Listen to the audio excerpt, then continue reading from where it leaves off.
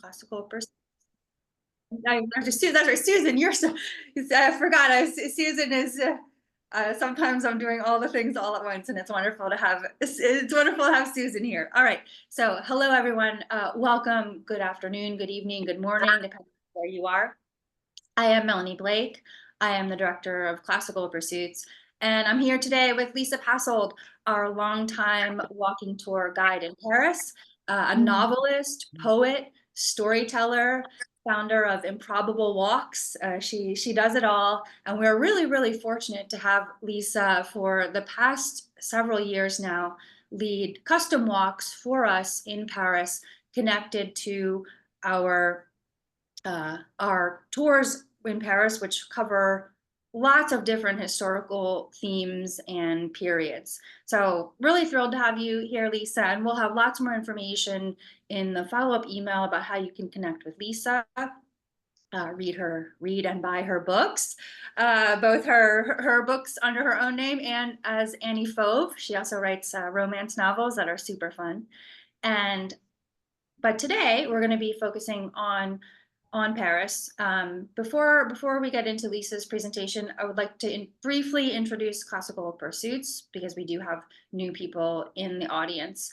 So with our travel partner Worldwide Quest, we organize small group tours and seminars for people who are passionate about literature and the arts. And that is really our raison d'etre and our true love. We do a lot of online presentations like this one that we're doing with Lisa today. But these in-person experiences are at the heart of what we do, and they are great ways for people to learn in community. We take a very collaborative approach to what we do through a process called shared inquiry, and to really immerse yourself in the place. I know from experience, for example, going down to Les Halles, the site of the old marketplace in Paris with Lisa. The marketplace isn't there, but Lisa will make you feel like you're in that marketplace with all of its vegetables and produce rolling in and all the activity, really conjuring, really creating what it would have felt like for both the real people that we study and discuss on our tours, the fictional characters, and we try to pull everything together in a way that brings past and present together, through a theme on our tours, through readings that go with the tours, and through experiences like our custom walks with Lisa. So we'll have more information for you about some of our upcoming tours. This is going to be focusing on our upcoming tour in May of 2025, Art and Resistance in World War II, Paris and Champagne, where we'll be reading a novel. We'll be traveling with another Canadian novelist, Bryn Turnbull, reading her novel, The Paris Deception, and also reading, in translation, a book called Suite Française by Irène Nemirovsky, and looking at the really complicated time of the occupation in Paris. We'll also have further reading about this period, and more information about how you can connect with us both online and in person. All right, I think we are about ready to go. Lisa, I'm going to ask you to share your screen, and sorry about that, everyone. Again, a very warm welcome to novelist, poet, storyteller, and founder of Improbable Walks, Lisa Passold. Lisa, over to you, and I'll be back for the Q&A. Thank you. Thank you so much. So let me see if this going. There we go. Oh, it's going. Yay! Thank you, Melanie. Thank you for your help with all of this. So hopefully you can now see my sort of orange for the season screen with the title of today's talk. It's Complicated: The Friendship of Simone de Beauvoir, Jean-Paul Sartre, and Albert Camus. And actually, the picture of the Deux Magots is pretty appropriate for the atmosphere in Paris tonight. It's early evening, and it's quite a damp evening. And in many ways, we're focusing on the 1940s and through the 50s today. and it definitely is about a friendship that starts during the war years. So I'm really looking forward to seeing some of you in Paris this week, actually, and hopefully some others of you in May when we look at some of the places where the events that I'm going to talk about tonight took place. So today we're going to take advantage of the virtual aspect and plunge into some of the seminal moments of the 20th century philosophical cool, when the coffee was often unreliable, the apricot cocktails were bizarre, but the company was brilliant. So welcome to It's Complicated. And yes, through all the coffee, wine, and cocktails, it was definitely very complicated, and a lot of cigarettes were smoked. This, as Melanie discussed, is in conjunction with the Classical Pursuits tour, and so I encourage you to go check that out, Art and Resistance in World War II. Now, we are starting with a quote, in fact, from Simone de Beauvoir, the writer and philosopher. She wrote, "We were to provide the post-war era with its ideology." And so many of these ideas and moments and arguments that we're going to talk about today among these three writer philosophers all basically take place in this tiny gold star on the map, on a very small part of Paris real estate. The Café de Magot was crucial to it. And in fact, today, if you visit the de Magot, you will see, depending on the weather, a scene of this. And also, the de Magot is one of several really important literary cafes in the city. It has a very old prize. In fact, Les Deux Magots Literary Prize was established in 1933, back when Simone de Beauvoir and Jean-Paul Sartre were first drinking coffee here together. The cafe is currently owned by Catherine Matsiva, the great-great-granddaughter of the man who bought the cafe in 1914 to save it from bankruptcy. And the De Magot has been really important for literary people for, a century and some change now, a century and 40 years about. On screen, of course, there's a photo of Ernest Hemingway and New Yorker writer Janet Flanner, right at the era of the liberation in Paris, and they're in the de Magot. And today, if you go to the de Magot, you will see that the place outside, the de Magot is facing this church, the Church Saint-Germain-des-Prés, a very old church building in Paris. But the place outside today is called Sartre Beauvoir, named for Jean-Paul Sartre and Simone de Beauvoir. And it's really appropriate that this beloved square was renamed to honor both the writers, because it's really impossible in some ways today to think of one of these writers without the other. The two writers had a rare understanding of each other. They had a relationship that lasted over 50 years. And they were also very good friends for a much briefer period of time with Albert Camus. And it's that period that we're going to be focusing on. Because for that little while in the 40s and 50s, writer Albert Camus joined their inner circle. We're going to talk about how that friendship was forged during World War II and also how it fell apart. Of the three writers, Camus was definitely the most committed to friendship as the ideal. He once said that he believed that his friendships should overcome his philosophical beliefs, as in people could disagree, but they could still be friends. That proved to be hard to live up to.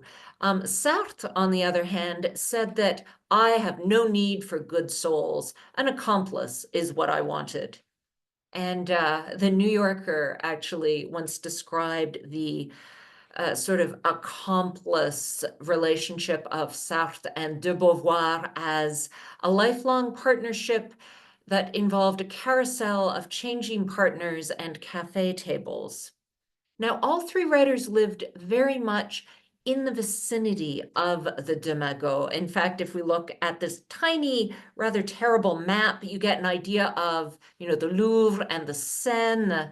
And the gold star, again, is the De Magot Cafe. And because of the scale of the map, it also leans towards where the Café Fleur is. Both of these cafes were crucial for Sartre and de Beauvoir, and also for Camus. All three of the writers at different times lived in a hotel called the Hôtel La Louisiane, which was actually turned into a documentary. It is still a hotel, and it's in the big red dot on the map.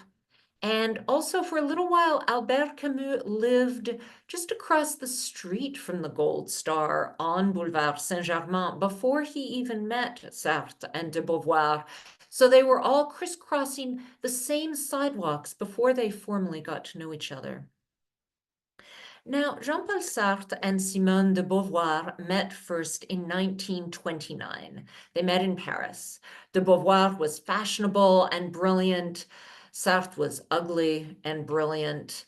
He was also mostly blind in one eye. His right eye tended to wander outwards as he spoke.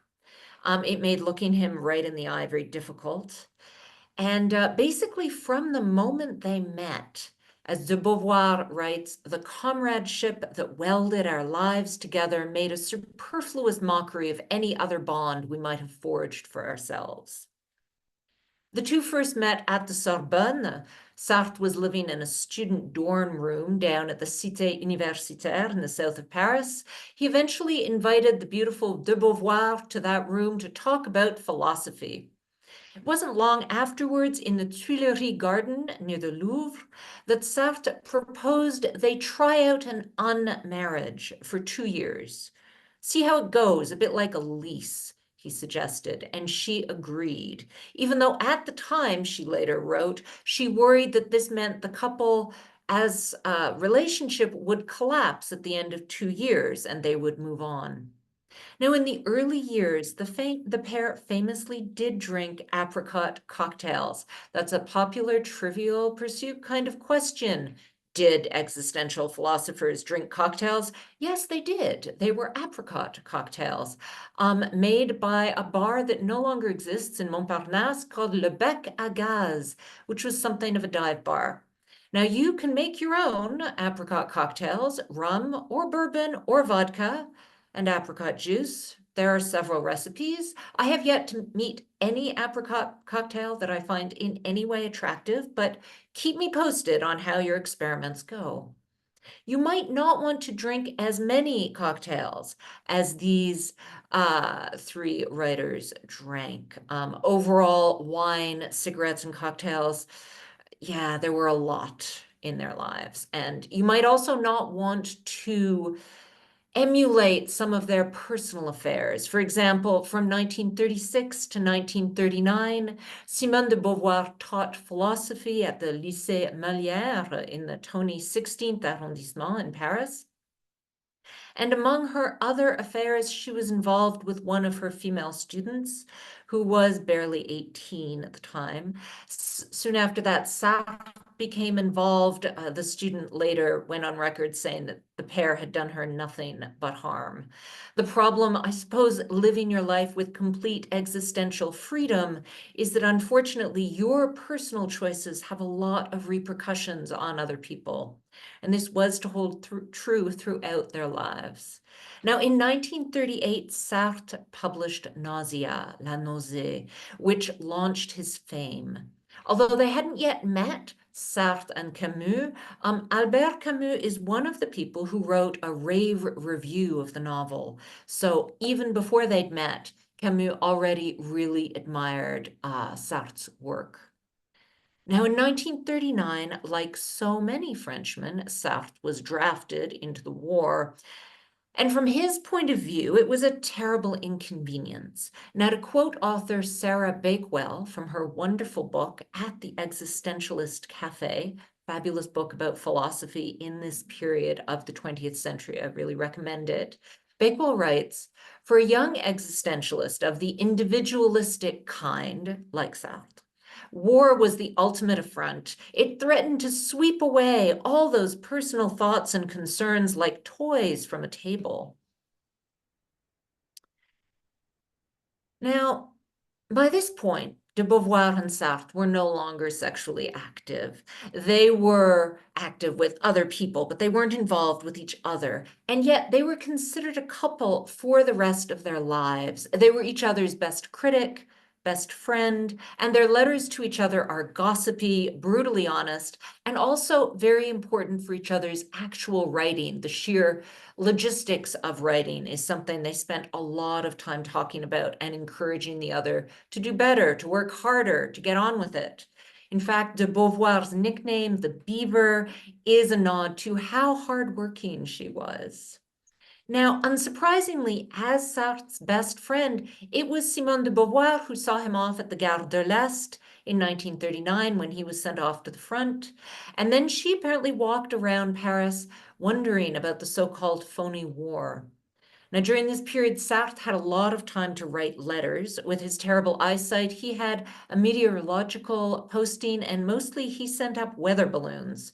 Then he was captured by the Germans. He spent some time interned, and after 9 months in German prisoner of war camps, Sartre escaped in a really kind of uniquely existential sort of way. He applied to see a doctor because of his eye problems, which were serious. He got a medical pass, and then he walked out of camp. Once he walked out, he just kept walking back to Paris. That's how he ended up coming home. Now, meanwhile, de Beauvoir, like a lot of other Parisians, had first fled the city, and then she returned and tried to adjust to life under the occupation. Now, this meant signing a document stating she was neither Jewish nor a Freemason. She did this in order to keep her job as a teacher. Soon after, Sartre arrived back in Paris, and he was horrified that she had signed the document. He said the compromise proved how bourgeois she really was. Now, he wasn't really in a very strong moral position because shortly after this, he took a job replacing a Jewish instructor who'd been let go. Now, this is the time that de Beauvoir moved into the Hôtel La Louisiane that I mentioned earlier. This is it photographed in 1950, so you can really see it was not a glamorous building at the time. It's in Saint-Germain, a couple of blocks from the cafe. De Beauvoir said, "I'd never lodged anywhere that fulfilled my dreams as that place did. I would have happily stayed there for the rest of my life." At the other end of the corridor, Sartre had a tiny room where he lived in a state of aestheticism, that never ceased to shock his visitors. He didn't even have any books. She was truly shocked. Somehow they fell naturally back into their cafe life, even though the war and the occupation was ongoing. Now, cafe life, of course, didn't look quite as glamorous as these photos. That's a photo of Simone de Beauvoir just after the war, writing in the De Magot. The De Magot with its sculptures is over there up on your screen, and the outside of Café de Flore gives you an idea of how it looks today. Cafe life during the occupation had two main advantages. First of all, the cafes were much warmer than the hotel rooms because the hotels weren't heated. There was no money or access for the hotels to be heated. And the cafes also had light, which was not always a guarantee in the hotels. Now, Sartre describes the cafe routine during this period. We worked from 9 a.m. till noon, then lunch. At 2, we came back and talked with our friends till 4. Then we got down to work again till 8. After dinner, friends came to see us by appointment. It may seem strange, but it was like home to us. Even when the air raid alarm went, we would merely feign to leave and then climb up to the first floor and go on working. So imagine Sartre and Le Castor, the busy beaver, working here with the high-ceilinged cafes, the paint's yellowed from the cigarette smoke, the light is steady, pouring in the windows, and despite the horror, despite the grinding of the war, the benches in the cafe are pretty comfortable. And there's always someone to talk with, to argue with. This is really where they built their lives during the occupation, in these cafes. Now, to these 2 coffee cups, we have to add a third. We have to add a coffee cup, or more likely a wine glass belonging to Albert Camus. Now, unlike the fairly staid bourgeois upbringing of Sartre or de Beauvoir, Albert Camus was born in Algiers. His mother was an illiterate, deaf French house cleaner. She worked in the homes of rich colonists in Algeria. Camus' father had died when he was a baby. The family apartment had no running water or electricity. And as Camus later wrote, a certain number of years lived without money are enough to create a whole sensibility. Throughout his life, marked by his childhood in Algiers, Camus remained loyal to his non-terrorist beliefs, even when fellow writers on the left bank criticized him for not taking a stance either with the French or with the Algerian Liberation Front. One of his first jobs as a journalist was working for an Algerian newspaper covering a political trial. Now, the French have an expression to be a journaliste engagé, which is to be a politically committed activist journalist. And this definitely applies to Albert Camus' journalism career. He was briefly a member of the Communist Party from 1935 to 1936, very brief. And then he was an Algerian Republican. And then he was a resistant during the occupation. In 1937, he denounced the French government in Kabylie as a regime of slavery. And this commitment of truth and moral awareness continues throughout his life. Later on in 1952, he resigned from UNESCO because the organization had welcomed a member of Spain's Franco regime. Throughout the 1950s, he wrote publicly against the Algerian War. Now, athletic and good-looking, Camus in some ways was the absolute opposite of Sartre. He was ashamed of his background. He really relied on friends to keep him from going into deep depression. He once wrote in his journals that he felt constantly storm-tossed, even during the most joyous periods of his life, as if he were on a boat threatened by huge waves.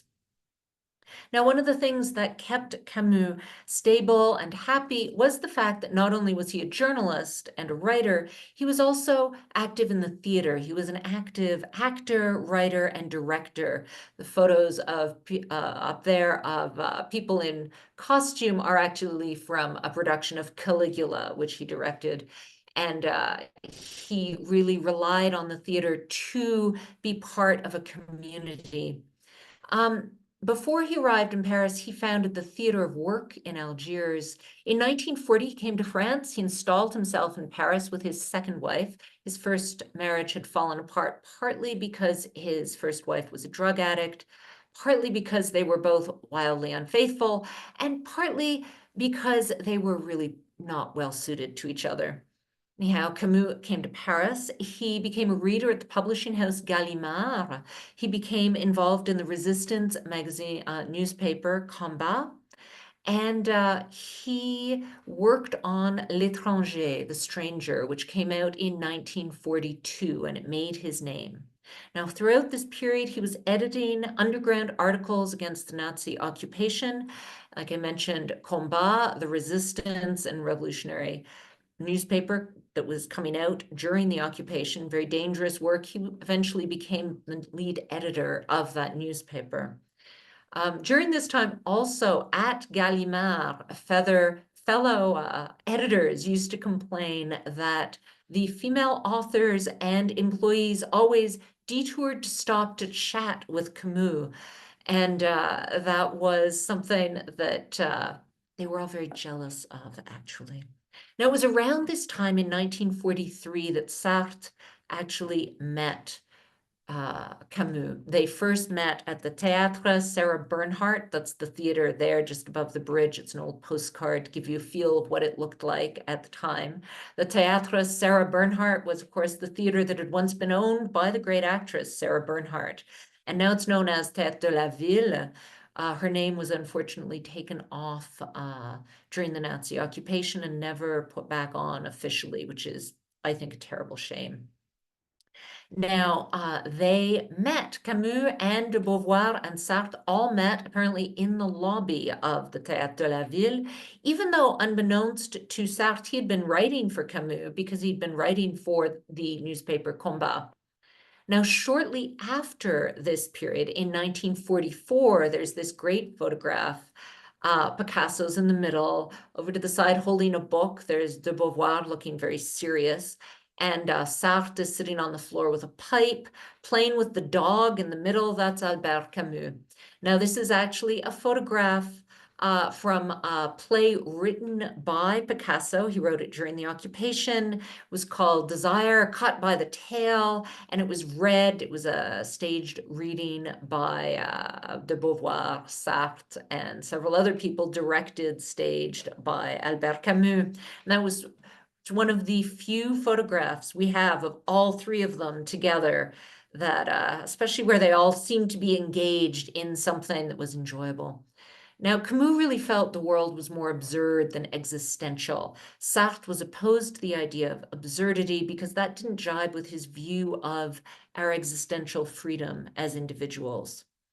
Let's just take a moment to imagine the intense stress of the occupation, along with the small daily practical issues, the cold winters, the rationing. We've already discussed how the cafe was practical because it was warmer.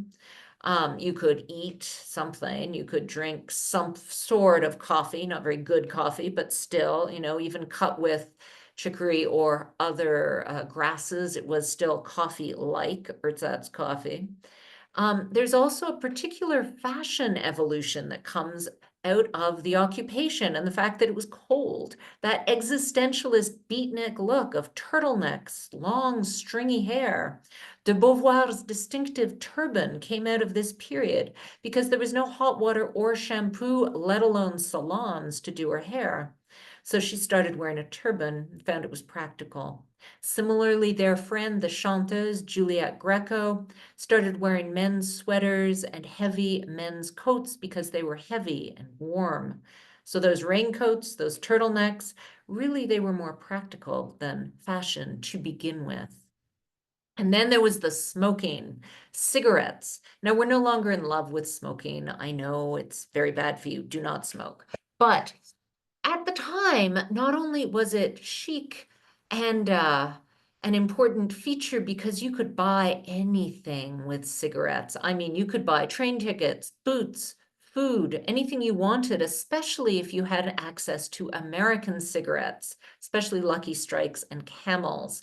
Between August 1939 and July 1942, the cost of living in Paris rose by about 65.5%. So a packet of cigarettes was not only emotionally soothing, it was also really great to trade in order to get better things. Yes, this is what we're talking about, the black market. So you're hoarding your tobacco and you're hoping maybe if you save up your food stamps, you could binge on wine, which is what de Beauvoir did. Now, if we're looking specifically at La Louisiane, imagine Camus, de Beauvoir, and Sartre all here late one night having a wartime party. De Beauvoir had the wine. Camus banged on pots and pans to make something resembling absurdist music, which Sartre conducted. So there's no actual record as to whether or not their neighbors in the hotel loved them, but one can imagine. Sartre said at the time he liked having confused, vaguely questioning ideas that then fell apart. Now, when the Allies landed in Normandy in 1944, some of La Louisiane hotel guests used to sunbathe up on the roof terrace. I couldn't bear the hot sun beating down on the hard cement, wrote Beauvoir, but in the evenings I liked to go up there and sit and read and chat. Now, famously, Sartre actually paid for Juliette Greco's room for years, and he kept his own room in La Louisiane until 1950, even though by then he also had an apartment a few blocks away. Jazz great Miles Davis stayed with Greco in this hotel. Miles Davis said that the trip to Paris really changed his life. He and Greco had a long affair. Davis is one of the American jazz greats that was brought to Paris just in that immediate post-war period by the trumpet player and writer Boris Vian. Now, Miles actually said that Paris changed the way he looked at things. And by the time he went back to the US, he really felt his brain had been opened up to all these new ideas, but then returning to the US triggered his depression and his heavier heroin use, unfortunately. So these three philosophers, you've got to imagine them as, very serious philosophers, but also they spend a lot of time going out and listening to music and writing lyrics for singers and really having a very good time in the cafes, talking and smoking, even though really conditions outside the tiny borders of Saint-Germain were terrifying. Now, in 1945, Camus came out definitely as opposed to the death penalty, which in 1945, this is a very controversial position because this is the period when Nazi collaborators are being sentenced to the death penalty. De Beauvoir was very strongly in favor of this death penalty. In fact, even though Camus had done more resistance work than either Sartre or de Beauvoir, he was very opposed to the government taking a hand in official murder. Whereas Sartre felt that that was just a way that Camus did not want to get his hands dirty. So this was the beginning of cracks in their friendship. Camus drew this firm line: the state should never validate torture or murder under any circumstances, a stance which continues to be a discussion point in many philosophical circles today. Now, on screen, you're going to see there's Camus, of course, and then there's Sartre and de Beauvoir looking so young. I just can't believe how young they look in this particular photo outside the sculpture of Balzac that's on Boulevard Montparnasse. And then there's a great photo of Simone de Beauvoir in her little room in La Louisiane with the sink, because of course there's no toilet in these old hotel rooms, but you had a sink with running cold water, which was already pretty good. Now, the friendship continues despite the starts of these cracks in their friendship. They shared friends, they shared lovers, they bickered. Camus continued to argue that you could stay friends even if you didn't agree. In one famously remembered evening, the three of them went out with novelist Arthur Koestler. Now, fueled with a lot of just post-war Russian vodka, they had a huge fight. Koestler threw a glass of vodka at Sartre. Camus tried to intervene, and Koestler hit him, punched him quite hard in the face. Sartre and de Beauvoir finally separated. The two men dragged Camus away, who was weeping and shouting, "But he's my friend! He hit me!" That should have been a premonition of how things were going to go. In fact, though, Camus continued to really help and believe in his friends. He was instrumental in getting Sartre and de Beauvoir to go to the US. De Beauvoir was the only one who spoke decent English, even though Sartre held forth at length. His English was always pretty rocky, apparently. That didn't stop him from talking a lot. Simone de Beauvoir went to the US in 1947. She visited Harlem. She fell in love with the American novelist Nelson Algren. And on her return to Paris, she told Janet Flanner for The New Yorker that, "I usually walk alone, but Richard Wright has taken me to Harlem, and we have been walking. I used to walk in Paris, but I've seen everything there, so now I mostly sit." So yeah, she became friends with Richard Wright. And in fact, Richard Wright's novel Native Son had appeared in 1940 and made his name. He first visited Paris in 1946, where he was welcomed by Albert Camus and by Gertrude Stein. Stein and Camus had both helped him get a passport because he had been a communist, and this held up his paperwork with the State Department. Wright had wanted to leave New York for a while, mostly because strangers kept shouting obscenities at his white Jewish American wife. Soon after de Beauvoir visited New York, actually, Wright returned to Paris with his family and stayed. He never went home. So in the cafes of the 1940s, you have to add Richard Wright. and James Baldwin. So imagine Wright walking along Boulevard Saint-Germain, a briefcase in one hand, maybe the collar of his coat turned up against the wind. He would be going to chat to one of the editors of Zero magazine, who's of course Sartre. And Zero magazine was publishing short stories, and one of them was by Richard Wright. They also published James Baldwin, who arrived in Paris with only $40 in his pocket, and his first stop was de Magot to meet Jean-Paul Sartre and Richard Wright. So let me read Ellery Washington's article. This is from the Seattle Times in 2014. Had we actually been sitting inside the cafe that day in the winter of 1948, we'd have surely caught a glimpse of an earnest young Jimmy Baldwin, slightly disheveled, climbing the narrow steps up to the cafe's second floor. Baldwin had left New York to escape American racism, an escape that he believed literally saved his life and made it possible for him to write. Now, the only flaw with this vision is Ellery Washington's conflating the second floor of the Café de Flore and the main floor of the de Magot, but we'll let that ride. I still love the image of the various writers converging on the de Magot. Now, I do have some issues sometimes with Sartre. He gets my goat sometimes with his statements and his grandiose beliefs, but he was a brilliant and encouraging editor for all sorts of writers who really deserved encouragement and a wider audience. And Sartre was incredibly generous with the space at his cafe table and with his editing space on the page. So especially through Les Temps Modernes, which was a monthly literary political review that he really basically ran from the cafes of Saint-Germain. In 1946, he moved about a block away to 42 Rue Bonaparte. He lived there for 20 years until his apartment was bombed twice, which damaged his papers and books. Fortunately, no one was killed. At that point, he moved his mother into a different apartment, and he himself moved over to a nearby boulevard apartment. Now, during this time in the cafes, he was also working on Being and Nothingness. And by 1949, he was a huge star.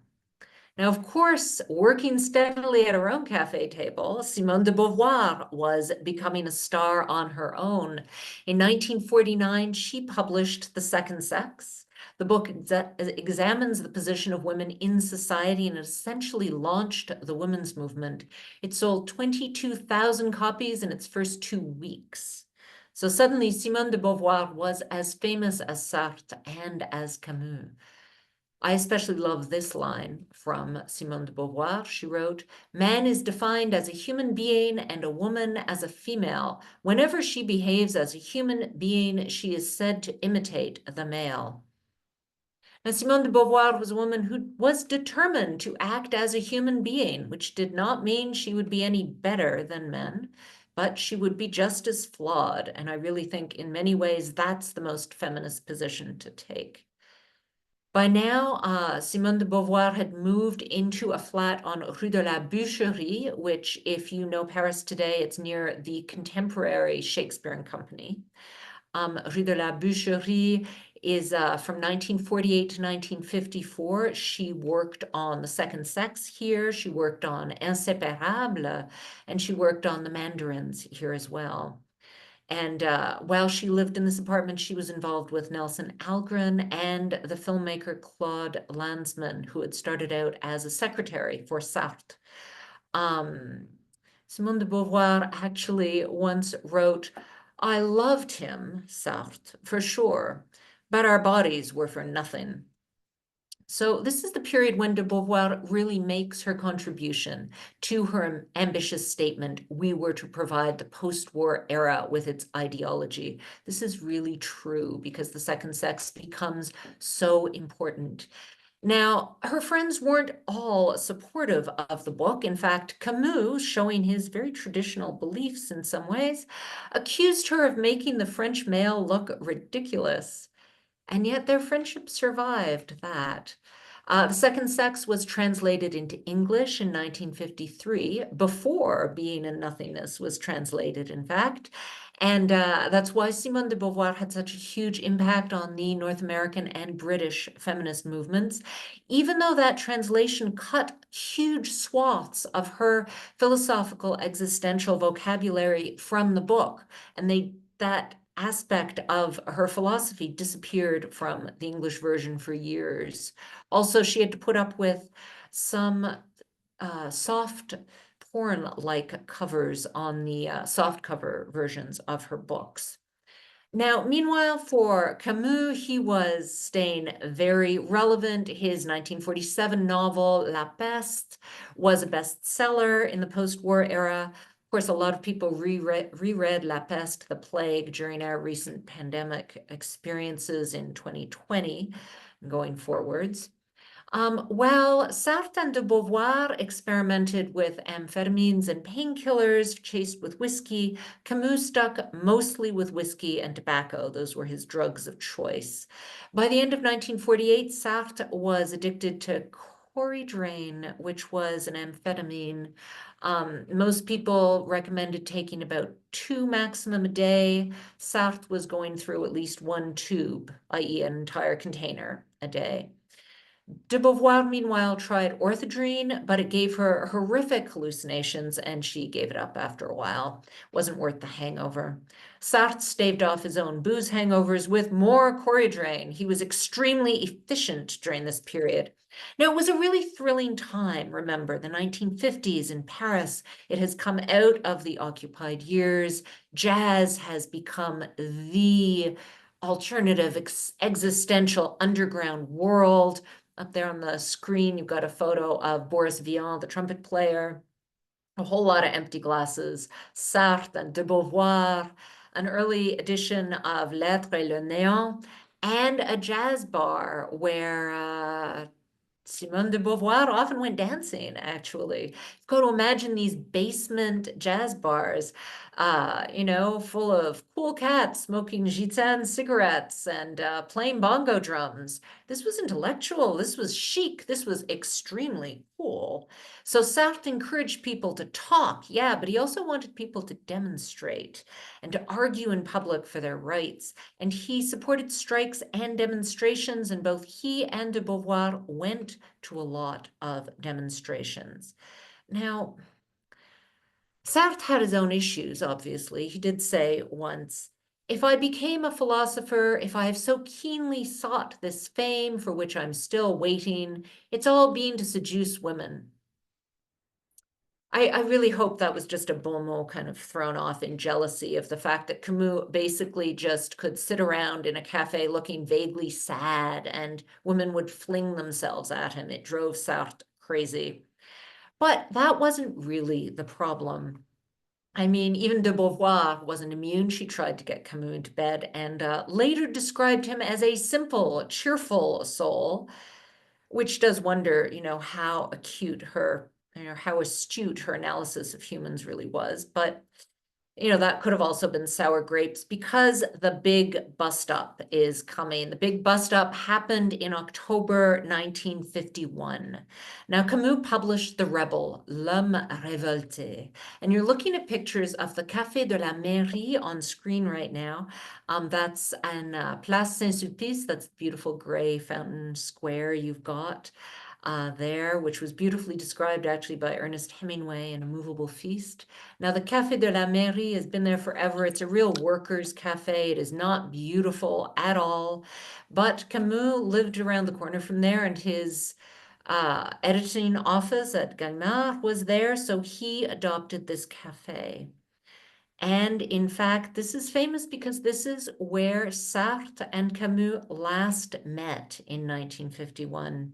Now, when Camus published The Rebel, Camus wrote, "Absolute freedom is the right of the strongest to dominate, while absolute justice is achieved by the suppression of all contradiction. Therefore, it destroys freedom," which means that you can't have perfect justice and perfect freedom.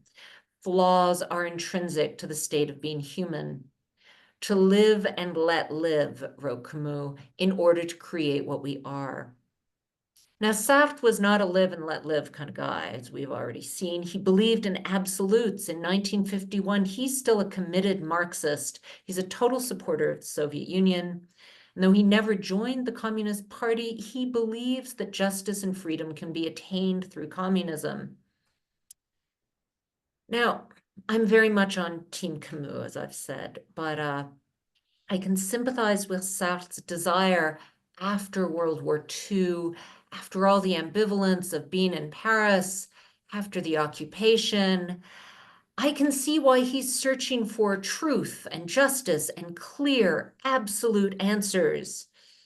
But I can also understand how Camus could not, let that stand. At heart, I suspect Sartre knew his position that communism would bring justice and equality and that violence was justified. I suspect Sartre knew that that was going to bite him in the end. The problem is Sartre himself had written, once you hear the details of victory, it's hard to distinguish it from a defeat. So in some ways, although these two former friends had a huge falling out during the publication of this book, they had a lot in common. They could look at their times and say, that this isn't a solvable problem. To be as free as you ought to be as an existentialist does not lead you to a truly just life. Now, Sartre and Camus met here in the Café de la Mairie, and unfortunately, they met here for coffee one morning, they talked, and it's on record that they never spoke again because shortly after they met here, The Rebel came out. Camus went to Algeria to visit his mother, who was ailing. And the book was really an attack on Soviet-style communism, and therefore it was an attack on Sartre. And Sartre did read it as an attack. And he knew he was going to have to hate the book in print publicly, but Sartre initially asked a young colleague to review The Rebel, so he wouldn't have to review it and savage the book. The colleague immediately tore into the book. Sartre published the review, savaging the book. And Camus, unfortunately, answered the cutting review with a 17-page letter to the editor. Nameless, the editor, but everyone knew that Sartre was the editor of L'État Moderne, so everyone knew Camus was writing a 17-page answer to Sartre. So when Camus wrote that he was, quote, tired of seeing myself receive endless lessons in effectiveness from critics who have done little more than turn their armchair in history's direction, everyone knew he was talking about Sartre. And Sartre, well, he lost his temper big time in print. Now on the screen, you can see this tiny, sad memento, which is actually a signed copy of The Rebel before all this happened. It's a signed copy of The Rebel, which was signed by Camus, and it's signed to Castor and Sartre, their friend, A. Camus. And it's worth a lot of money now, this book. But it was unfortunately a really bad time for Camus. Not only did he very publicly lose two of his friends, Sartre publicly called him a dog in print, which in French is a really bad insult, even worse than being called a dog in English. And de Beauvoir also turned her back on him in solidarity, of course, with Sartre. She had to. Also, at the same time, Camus' second marriage was in trouble. The situation in Algeria was worsening. And after he published this book, he had writer's block. So he just kept working on the posthumous work of philosopher Simone de Beauvoir, who was the thinker that he most admired. And she was one of the inspirations for The Rebel. And the feud continued, even though they all just kept living in the same tiny neighborhood in Paris. Now, de Beauvoir spent her time making notes, which became the novel The Mandarins, which won the Goncourt in 1954, a very prestigious prize in France. And the novel is considered a roman à clé about Camus, Sartre, and de Beauvoir. And Camus was furious because he said that the most dubious acts. One quick thing, I ask you if you can turn off your microphones because it makes some really weird squeaky noises. Thanks so much. Sorry. Camus was really upset about the mandarins because he said that some of Sartre's worst sins were stuck to the Camus character in the book, and he found that just unacceptable. Though it does indicate that he read the mandarins written by his former friend. Now, the book sold really well, and the mandarin's royalties allowed de Beauvoir to move into the beautiful loft that she took overlooking the Montparnasse cemetery that she lived in for the rest of her life.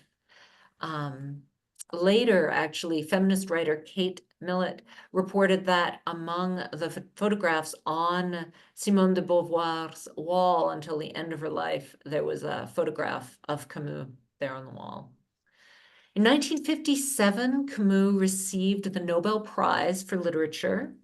That's a sort of ridiculous photo of him with dames and the plaque saying that he has won the Nobel Prize. He said in his reception speech, "Every generation thinks it is destined to rebuild the world. Mine knows, however, that we won't. Our task is perhaps bigger. It consists of keeping the world from undoing itself." In his acceptance speech, he also referenced the ongoing feud. He said his friendship with Sartre was a perfect friendship. They never saw one another.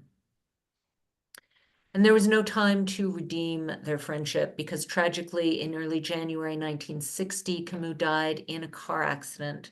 So there was no time for reconciliation. In his obituary for Camus, which Jean-Paul Sartre wrote 3 days after his former friend's death, Sartre wrote, "For everyone who loved him, this death has an unbearable absurdity," which is a nod to Camus' absurdist philosophy of life.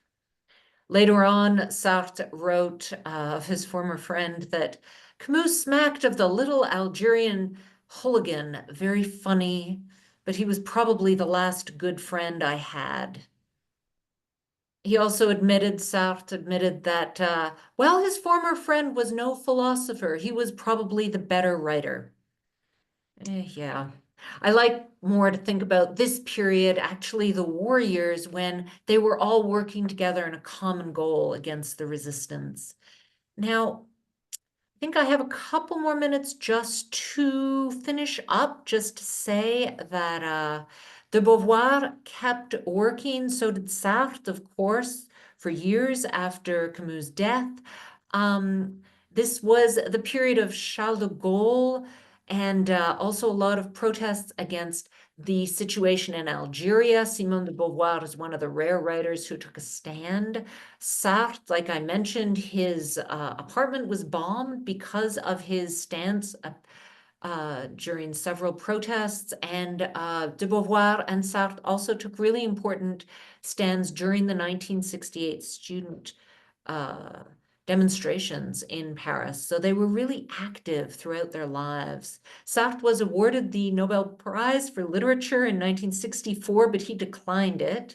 He said he didn't want to be turned into an institution, which was, of course, yet another direct jab people saw at Camus. But he didn't, go quietly. In 1973, he helped to found the newspaper Libération, and he was one of the first directors there. In 1980, he died at the age of 75. Unfortunately, towards the end of his life, he was mostly blind and deaf, and it must have been incredibly frustrating for someone who really valued intellectual discourse and representation showing up above all else.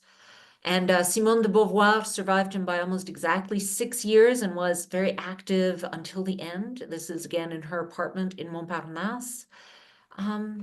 Today, how are the three remembered? For their political opinions, their intellectual positions on the events of the world? People still talk about their opinions, still talk about their books. Feuds like theirs are still hot news in France. In any bookshop, if you go into any bookshop in France today, new books, old books, in the old book section, you will definitely find some of the books by these writers. And in the new bookshops, you will still find all kinds of books discussing these ideas and these writers' lives still today. So I look forward to visiting some of these places with you in the upcoming weeks, months, years, possibly. Next year, definitely, I hope, please take a look at Classical Pursuits offerings, and we'll talk more about the World War II period and the post-war period in May. And if you want to know more about me, you can look me up at lisapasol.com. Look up my podcast, absolutely free, Historical Walks Through Paris at Improbable Walks. Just Google that with my name and you should find it. And I would love to answer questions. I'll just get out of the screen share. And over to you, Melanie, and maybe we can do a couple of questions. Absolutely. Thank you, Lisa. That was terrific. Just fantastic. I learned so much as always. And those of you who are going to be walking with Lisa next week on our Paris Cafe Culture Tour, you can see what a just a wonderful experience you're going to be in. So immersive, so full of details and unforgettable stories. For those of you, all of you who are not yet signed up for our Paris and Champagne tour, but will be, we're all going to get you all signed up and maybe run a second tour. You'll see what kind of experience you're in for May 2025, when Lisa will be leading some of the walks for that tour, along with our other colleague in Paris, Samuel. Yeah, I'm looking forward to having Bryn's thoughts on the period, because she knows so much about that period. Should be really fun conversations during that walk. Absolutely. With you, Lisa. Yeah. Oh, sorry, go ahead. There's a little lag. Sorry, go ahead, Lisa. Sorry, I'm just looking forward to the discussions with Bryn and Samuel. And I think it's going to be a really interesting time. Absolutely. Absolutely. Yeah. And with Lisa on board, with Lisa, Bryn, and Samuel, and then our guide in Champagne, Stefan, you all have really special access to just encyclopedic knowledge of this period, covering all facets. We're really happy to be able to offer a unique experience.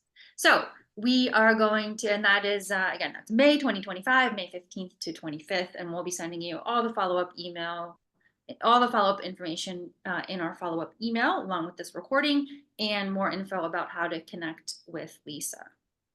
All right, so let's go ahead and take questions. So Susan, if you want, we can turn the